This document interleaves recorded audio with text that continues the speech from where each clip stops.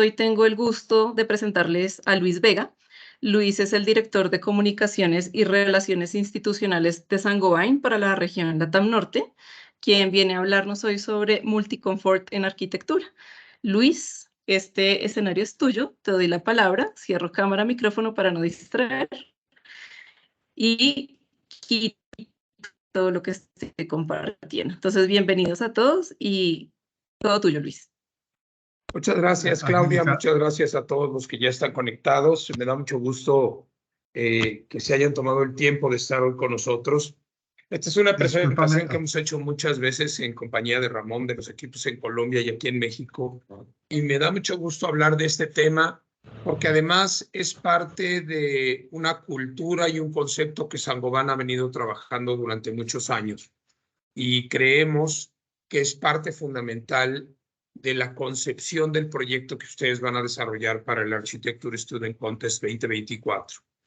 En las presentaciones que he venido haciendo recientemente con universidades y con escuelas de arquitectura, de ingeniería, para invitarlos a participar, les he hecho notar el punto clave de que en Helsinki nos vamos a enfrentar a condiciones muy diversas a las que estamos a construir en países tropicales, como es el caso de Colombia, Ecuador, y en el caso de algunos países en Sudamérica que definitivamente no van a tener las condiciones que se enfrentan en Europa, y por supuesto Centroamérica, el Caribe y México con un clima por encima del Ecuador con unas características totalmente diferentes.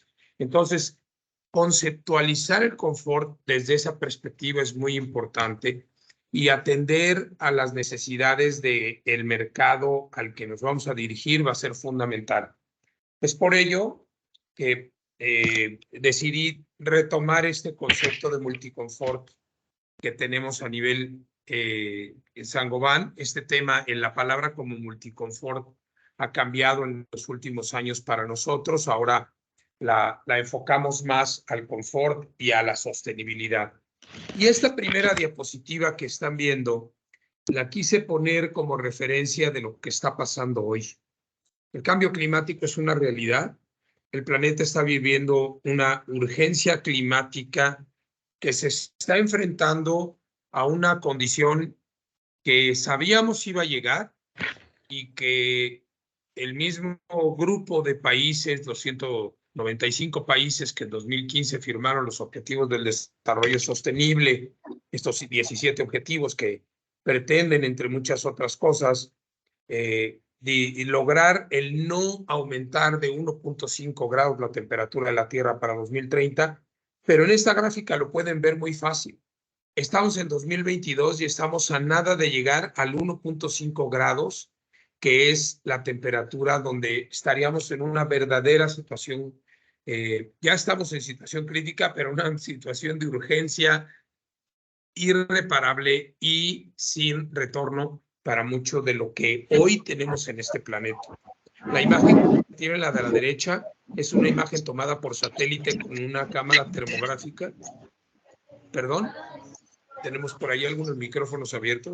Por favor, les pedimos cerrar los micrófonos. Gracias. Gracias. Esta es la imagen de una cámara termográfica que lo que nos muestra es cómo se está comportando la temperatura de la Tierra. Y aunque la parte superior debería ser totalmente azul, está empezando a ser violeta por el tema de deshielo y calentamiento, y el centro de la Tierra se está calentando todavía más. Son situaciones en las que tenemos que poner mucha atención y por ello de aquí entro ya de manera muy dinámica y mucho más amena a hablar de qué es el confort y cómo se compone. Si queremos definir el confort y cómo se consigue, tenemos que ser muy claros y tenemos que tener en cuenta factores importantes. Pero el confort es un estado de comodidad física y bienestar en un ambiente concreto. ¿A qué me refiero con esto? Es sentirnos bien en el lugar donde estamos desarrollando nuestra actividad. Sin duda, se experimenta mediante diferentes características fisiológicas, que es la manera en la que el cuerpo trabaja e interactúa con el entorno. Dos, las características físicas, que son los parámetros del ambiente que nos rodea. Aquí entra la temperatura, el ruido, la cantidad y la calidad de luz, la ventilación, entre otros factores. Por supuesto, las psicosociológicas, que estas hablan de la manera en la que nos sentimos y la manera en la que estamos interactuando con el entorno en base a nuestra condición personal.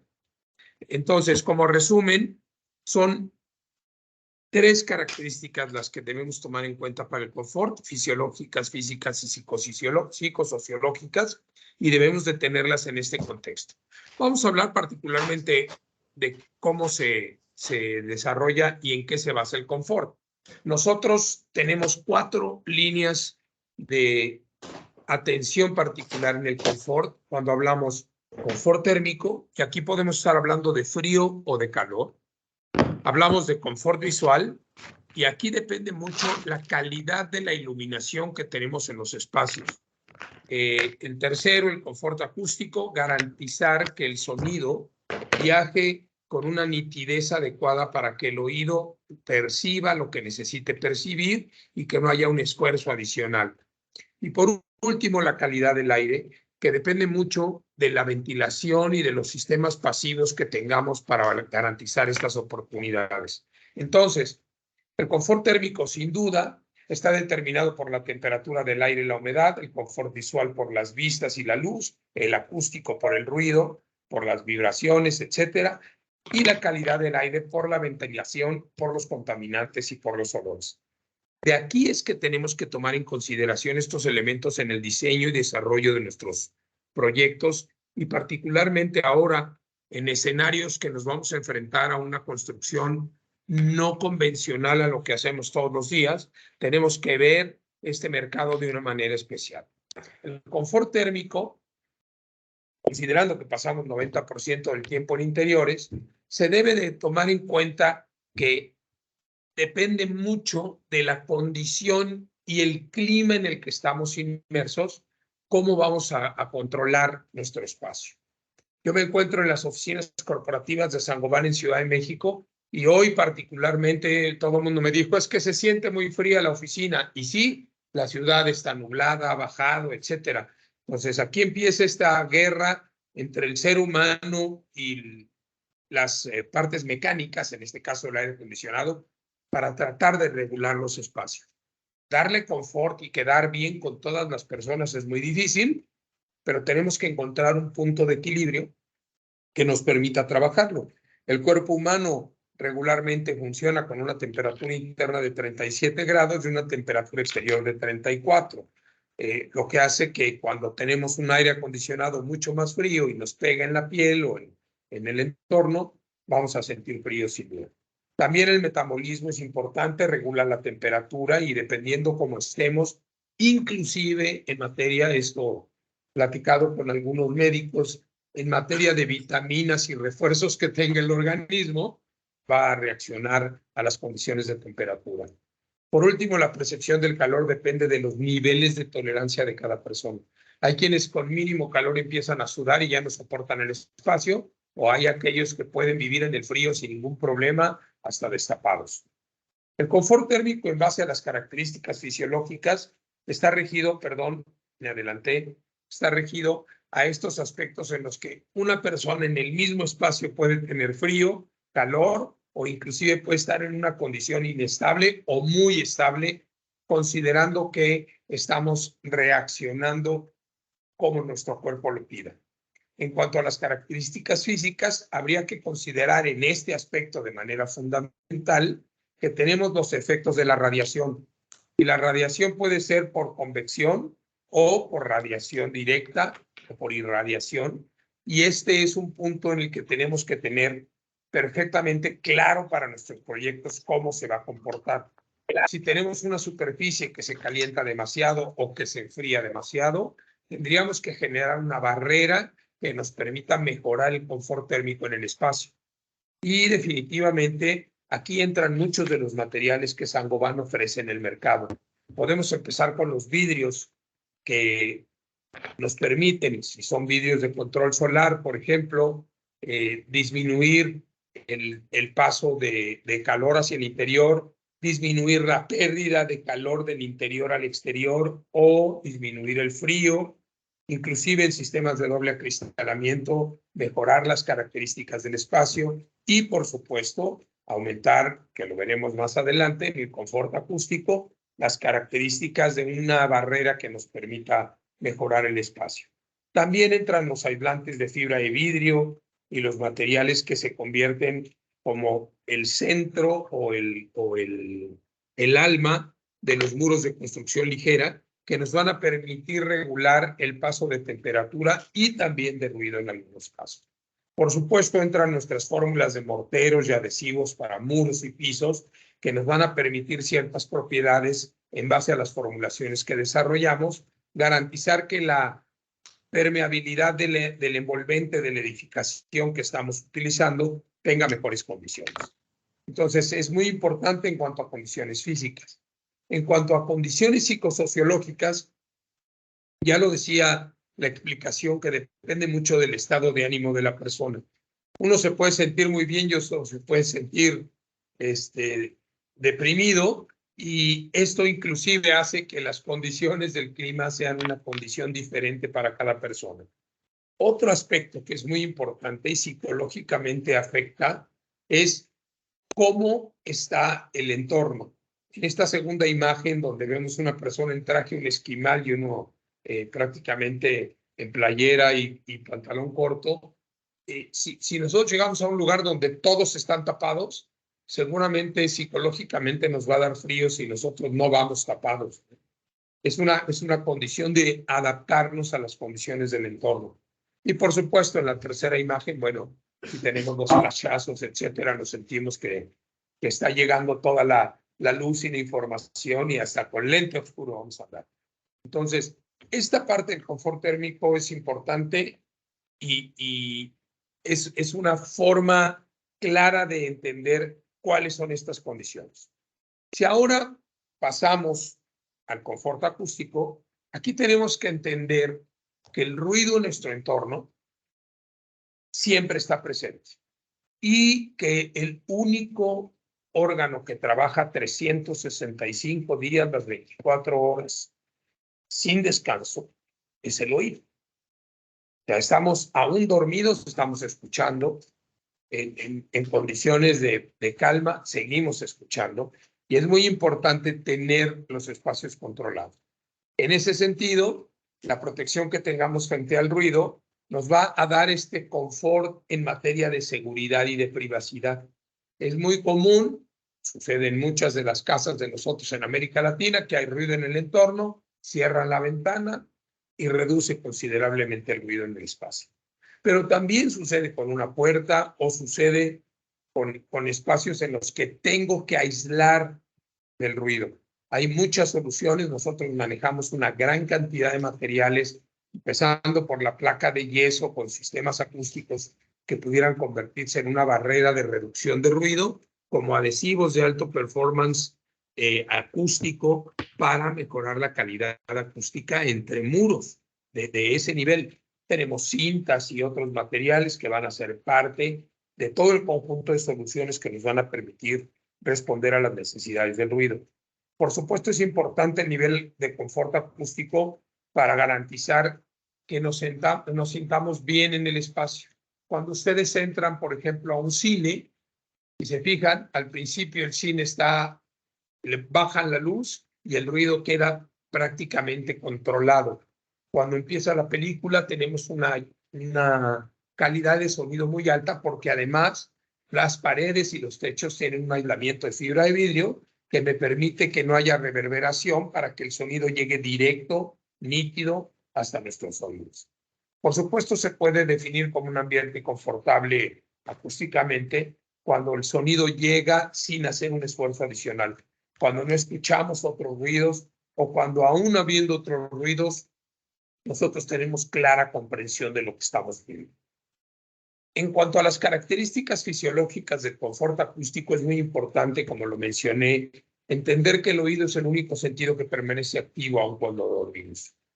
Los espacios acústicamente adecuados nos van a ayudar a mejorar la productividad. Por eso es muy importante, y siempre peleamos mucho en ese sentido, escuelas, auditorios, áreas de capacitación, etcétera, tienen que estar bien aisladas para que la capacidad de captación de la información sea mucho mejor. Por supuesto, hospitales, áreas comunes, áreas de servicio, comerciales, donde la acústica es buena, también nos van a permitir mejorar. Hay una estadística en materia de salud, no es tan importante el tema del ruido como el de iluminación o calidad de aire, pero el ruido también, cuando la persona descansa mejor, se recupera más rápido. Y por supuesto, cuando no hay ruido, se reduce el estrés. Es una condición natural para todos. Es importantísimo considerar que esto es parte de del ambiente. En cuanto a las características físicas, si vemos nuestro entorno, el ruido en las ciudades cada día ha ido en aumento. Dormimos con 30 decibeles y debería ser el espacio ideal estar por debajo de 30 decibeles en una habitación. Los invito a que inclusive con las aplicaciones gratuitas que existen en celulares, miran los decibeles en los que se están desarrollando y se van a sorprender. Una conversación o el tono de voz que estoy utilizando ahora debería estar en el orden de 60 decibeles. Un autobús, el tráfico directo en la calle, puede ir en el orden de 80 decibeles. Un centro nocturno, un espacio de esparcimiento, de baile, de música, etcétera, llega hasta los 110 decibeles. Esto ya es en uso desmedido de decibeles, es una afectación directa al oído. Y los aviones, por ejemplo, el ruido del despegue de un avión llega hasta 120 decibeles. Esto es muy importante para considerar cómo está el entorno. Y ahí juega un papel importante el vidrio, juega un papel importante los aislamientos, juegan un papel importante todos los materiales de sellado que nos permiten hacer esta permeabilidad en los espacios a través del envolvente de las edificaciones para que el ruido no nos afecte. En cuanto a las características psicosociológicas del ruido, es muy importante entender qué tan familiar es el ruido. Si ya lo conocemos, seguramente no nos va a molestar. No sé si se han percatado que después de un tiempo, cuando llegan a un lugar nuevo, identifican quizá que hay un ruidito en la zona, alguna vibración, etcétera. Al pasar de las semanas, los días, se vuelve tan familiar que dejan de escucharlo prácticamente. Lo están escuchando, pero ya no lo perciben igual. ¿Qué tan predecible es un ruido? Es importante entender que aquí, pues, si no estoy acostumbrado al ruido, el que sea, me va a llamar más la atención. Esto inclusive es una técnica que proponen las compañías de teléfono para que cambies los tonos de tu teléfono a modo de que tengas diferentes percepciones del uso del equipo dependiendo de la condición en la que te encuentres. O si sales de viaje, ponerle otro tono, etcétera, para saber quién es quién. Cuando el sonido es controlable, que tenemos un control en la mano que nos permite regularlo, como el caso de los televisores, y el otro punto importantísimo que es la sensibilidad individual. Yo aquí siempre pongo el ejemplo y hasta me rechinan los dientes y la piel cuando me recuerdo cómo las uñas pasadas en un pizarrón verde de estos que teníamos tradicionalmente en las escuelas, el ruido que hace eso, a mí me causa una insensibilidad terrible. Imagínense a alguien que no soporta los agudos, etcétera. Esta es una condición.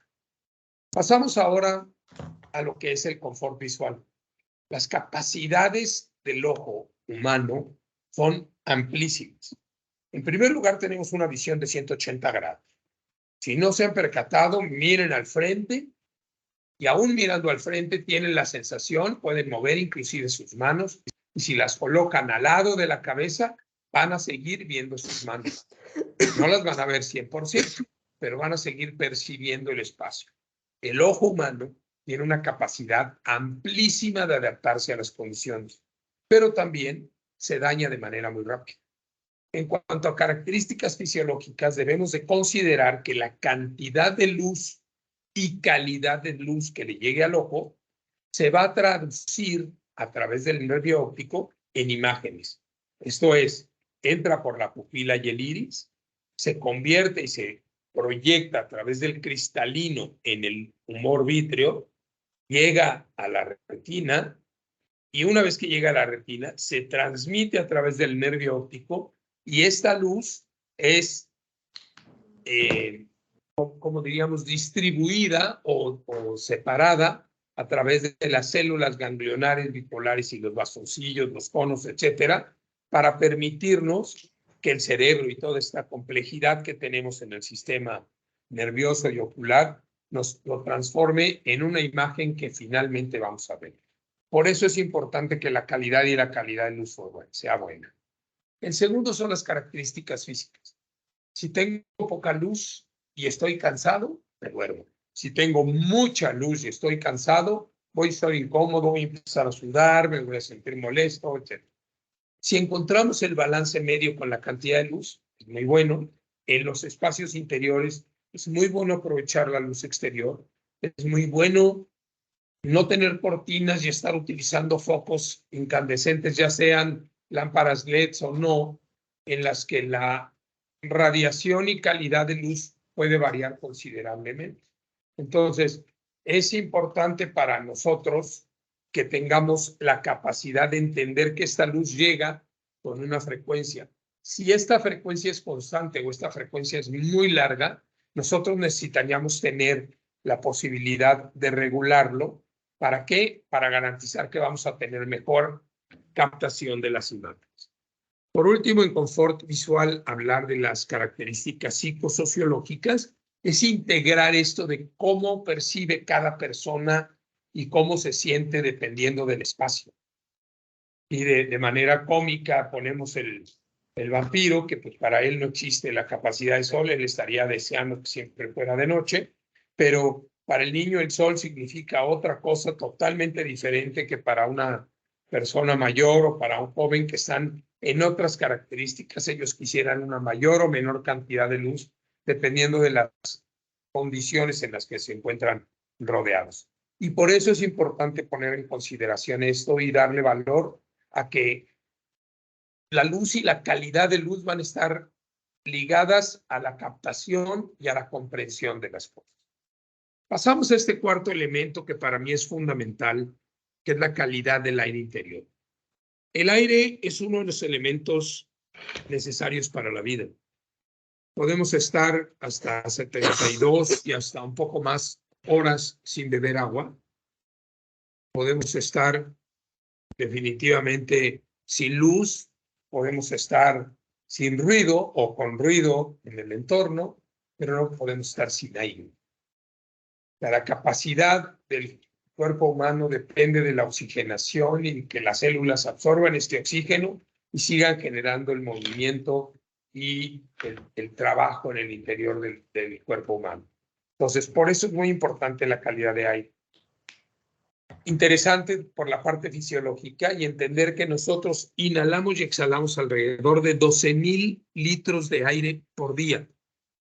Cuando vivimos la pandemia, y ahora lo comentaré en la siguiente lámina, quizá no entendíamos que estos 12,000 litros de aire podrían estar contaminados y ahí es donde empieza el tema de las infecciones y estas alergias, etc. Aquí actúan de manera muy importante el aparato el olfato, perdón, y el sentido quimiorreceptor, porque es el que va a identificar y va a dividir las sensaciones que estamos percibiendo a través del olfato fundamentalmente. En cuanto a las características físicas, ya lo mencioné hace unos segundos, pero aquí es muy importante entender que hay contaminantes psicoquímicos como el dióxido de carbono o el hidróxido de carbono, como el ozono, como el monóxido de carbono, que son condiciones que nos van a disminuir y menguar la calidad de aire que percibimos. Por supuesto, aunado a esto están los componentes, los contaminantes biológicos, que están compuestos, pueden ser por polen, por hongos, por bacterias, por virus, como el del coronavirus. Y en este caso, necesitamos entender cuál es esa capacidad. Cuando salimos de la pandemia, todavía seguíamos utilizando el cubrebocas para garantizar que el aire no nos contaminara, pero pensando que lo que hicimos fue ponernos un cubrebocas para que no pasara este virus, para que no pasaran componentes adicionales, para proteger la salud, y entonces utilizamos barreras que pudieran o no funcionar en este sentido. En cuanto a las características psicosociológicas, es muy importante entender que si en un espacio hay altas concentraciones de dióxido de carbono, disminuye la capacidad de toma de decisiones. Se están durmiendo, están cansados, están con pesadez. Los olores son un factor ligado al estado emocional, a recuerdos, a emociones. Sucede mucho en áreas donde el comedor está pegado a la oficina y llega el aroma. A las 12 del día que empieza a comer el primero y yo no voy a comer ese día a las 12, me estoy muriendo de hambre y me desconcentro completamente porque ya huele a comida. O cualquier otra condición que pase, si alguien encendió un cigarro cerca y huele, sucede lo mismo. Entonces, las características y las condiciones ideales es que tengamos una ventilación híbrida, fundamentalmente basada en ventilación no mecánica, por sistemas que pudieran ser geotérmicos o de ventilación pasiva, sistemas de bajo mantenimiento y con capacidad de limpiar o lavar el aire para garantizar una mejor calidad la que estamos recibiendo y que percibimos. En resumen, estas 4 características nos permiten entender varias cosas. Es muy importante desde la fase de diseño pensar en el confort de sus edificaciones. Si ustedes tratan de resolver confort térmico, acústico, confort visual o calidad del aire ya construido el edificio, les va a salir carísimo. Por eso el síndrome del edificio saludable y confortable tiene cada vez más sentido.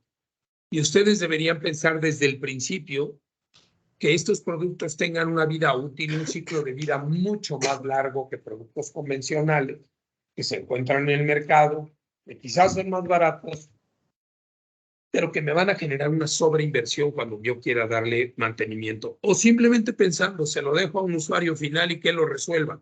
Va a tener que invertir miles y miles de pesos para resolver el tema. Esto, por supuesto, incrementa la productividad teniendo un edificio sano, mejora y reduce los costos de consumo energético, entre otras cosas. Entonces, nos permite tener esta condición de hacer las cosas bien desde el principio. El confort térmico se resume en estricto sentido en aislamiento, en la ganancia solar, en la inercia térmica, en la estanqueidad y en la ventilación. Esto va a depender mucho de las características del clima al que nos estemos enfrentando. El confort acústico, por su lado, dependerá del ruido externo y interno de los espacios. Aquí hay un ejemplo muy bueno hasta la derecha donde está el elevador. Cuando el elevador está pegado a una habitación y no tiene confort acústico, es terrible. El ruido en los equipos, sistemas de motores, bombas, no sé, inclusive sistemas de calefacción o refrigeradores que tienen un compresor que hace ruido, esa vibración se transmite y va a generar un disconfort total. El aislamiento que tengamos y la capacidad que tengamos para manejarlo. En Saint-Gobain inclusive manejamos algunos productos, cintas y membranas que aíslan el ruido de los equipos hacia la losa de concreto para disminuir el impacto de la vibración y entonces esto por tal reduce el ruido en el espacio. O por poner un ejemplo, en Fiberglass Colombia fabricamos una membrana de fibra de vidrio que se asfalta, que tiene una cara asfaltada, que se utiliza para reducir el ruido por impacto en construcción vertical. Ese es un tema que hay que poner en la mesa para todas las construcciones, en donde el constructor no piensa el ruido que se transmite entre los pisos, y es un tema de confort importantísimo para las familias. En cuanto al confort visual, existe la iluminación natural. A mayor iluminación natural, mejores condiciones. La iluminación artificial tiene que estar bien planeada. No es siempre necesario usarla o no es siempre necesario tener toda la iluminación encendida. Y, por supuesto, dependerá mucho de las actividades que vamos a realizar, el entorno y el espacio donde está el diseño. Por último, no menos importante, la calidad de aire interior. Habla de la ventilación artificial y la ventilación natural. La gran diferencia tanto en el ahorro energético como en la calidad de aire y la salud de las personas. Yo, entre muchos, sé que cuando prendemos el aire acondicionado en los hoteles, en las habitaciones, ese frío me pega, yo el otro día estoy con la garganta hecha trizas por completo.